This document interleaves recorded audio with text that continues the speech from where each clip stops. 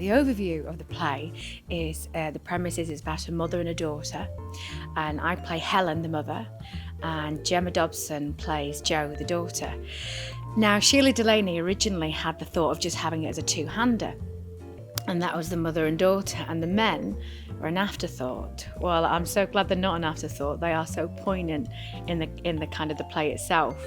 And it is set in working class Salford in the 1950s, but particularly with this production, it brings it so far into almost into the future that it feels and it is as relevant as it is today, dealing with issues such as race, homosexuality, and back all those years ago it was so taboo, but we still deal with those issues.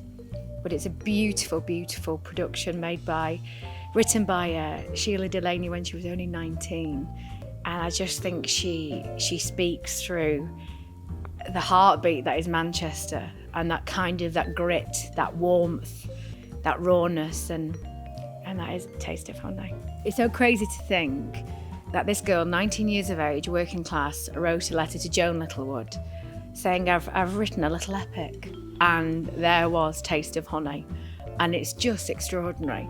And we've read through some of the original manuscripts of it, and it's electric. So you can imagine the waves it set off when it first came out. And we've had such a brilliant response from audiences now, especially with the incorporation of music, which was Sheila Delaney's original kind of vision with it. First time the show's been in the West End for 60 years. No pressure there. So yeah, I think it's one of those shows, it's ready for it. You know, that kind of really, you know, it's so relatable. There's a character in it that everyone can relate to. You know, I play, and everyone plays a flawed character.